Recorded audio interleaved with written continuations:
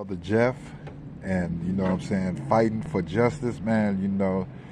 Man, this brother got so much fight. I love him, man. Stay strong, man, and we with you, man.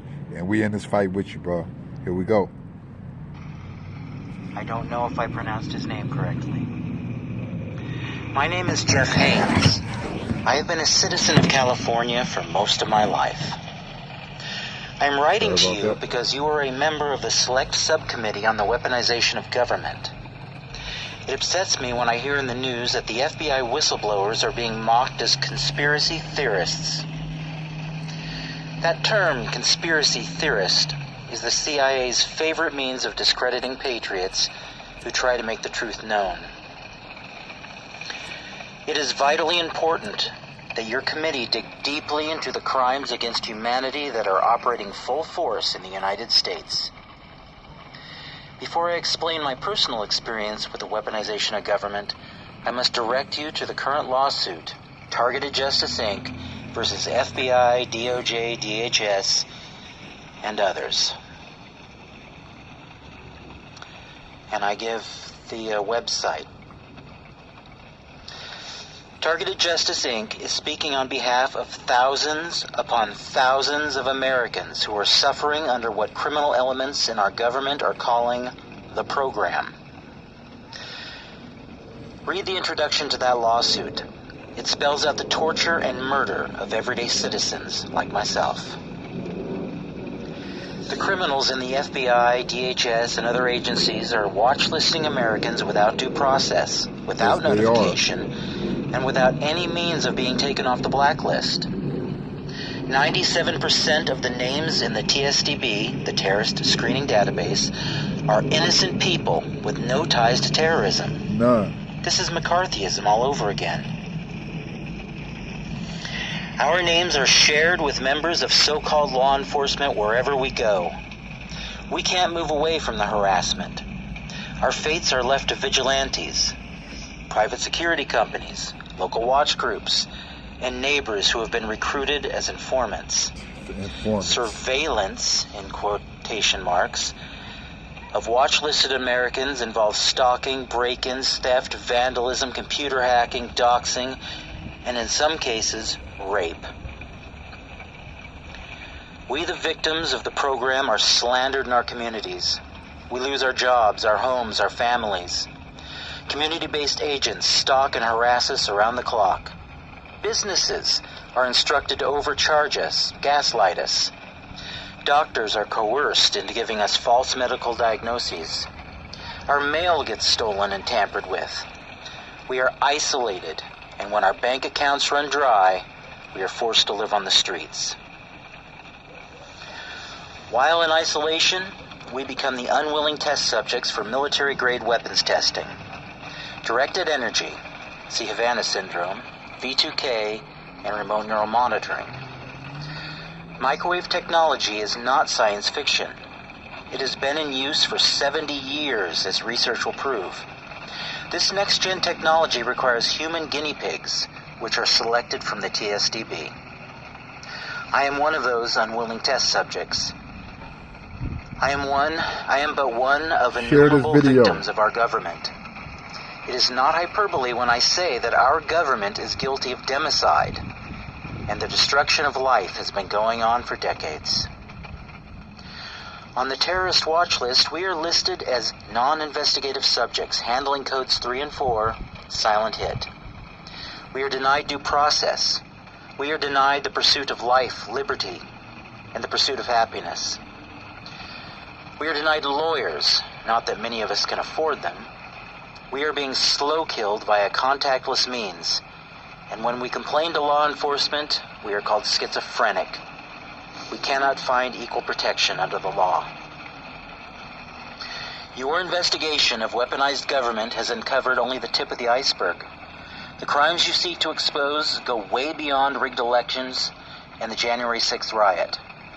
Right under your noses, thousands of Americans are being tortured for the purpose of money, research, and development, training for military personnel, and political leverage. Look into the cases of mass shooters such as Myron May, Esteban Santiago, and Stephen Marlowe. These innocent Americans were victims of the program who were pushed over the edge. Our ABC agencies instigate violence, then heroically, in quotation marks, come to the rescue. Our law enforcement agencies want to claim that predictive policing methods are valid and necessary, and they're more than happy to scare the public into passing more gun laws. We, the United States, have become an informant-based police state, and it won't be long before every single citizen gets targeted and placed under 24/7 surveillance. In truth, this has already happened thanks to the NSA. The program is about population control, and it has been since the days of MKUltra and COINTELPRO. I urge you to seek out and interview Karen Milton Stewart, Share this a video. retired 28-year veteran of the NSA. Seek out William Binney, another NSA whistleblower. Seek out ex-security specialist Brian Coffrin. Seek out Dr. Robert Duncan, formerly of DARPA, and Dr. John Hall, who wrote the book Guinea Pigs. These people have been working for many years to alert the public to what is going on, and they have been targeted because of their patriotic efforts. These American heroes are not conspiracy theorists. They tell the facts. All of it is real, and no one in Congress will answer our pleas. Karen Stewart herself wrote to every single member of Congress and was ignored. My life is nearing completion at the age of 50. Even if we put a stop to the human experimentation, I will be forever ruined. My greatest concern is for the future of America. We must end FISA 702. We must abolish the Patriot Act. We must defund the FBI. We must completely eliminate the CIA and DHS. These agencies do nothing to stop terrorism. They spread domestic terror. We must close down the 80-plus fusion centers that pollute the nation. The issue I have dropped in your lap is the only issue that needs to be addressed in this country. I leave you with this thought. The Department of Homeland Security was designed by ex-Stasi leader Marcus Wolf and ex-KGB leader Evgeny Primakov. That's a verifiable fact. Is it any wonder that the United States is no longer the land of the free? You see why it's so important Okay, that well, we get up here and that's step fight? one. Now I need to look up this guy's mailing address. If they give it. Alright, so, because you never know with the way my computer is hacked, you know, we live in a virtual world, who knows if that reached anybody. We don't. So you have to go to snail mail as well. And then you have to pick up a phone, so let's look this up. Daryl Issa. We have his Washington, D.C. office, 2108 Rayburn House Office Building, Washington, D.C., 20515, phone number 202-225-5672. Thank you for calling the Washington, D.C. office of Congressman Daryl Issa, representing California, 38th Congressional District. Please listen closely to the following options. To leave a message on pending legislation or an issue of Stand national up. importance, Stop letting please certain press 1. people just be in the If you are fight. a Get in the resident of fight. California's Get in the 48th fight. Congressional District You and got need to. assistance with a federal Or agency, you please looking press at our 2. demise. You If got you to would get like into to this request a fight. Washington, D.C. tour or to purchase a flag flown over the Capitol, please press 3. If you have a Stop being scheduling so request, demoralized. please submit your request in writing to the following email: isa.scheduling@mail.house.gov. For all other matters, please press 4. For additional information, please visit our website. Thank you for calling. Please leave your comment at the tone. I'm calling to leave a message for the Honorable Daryl Issa.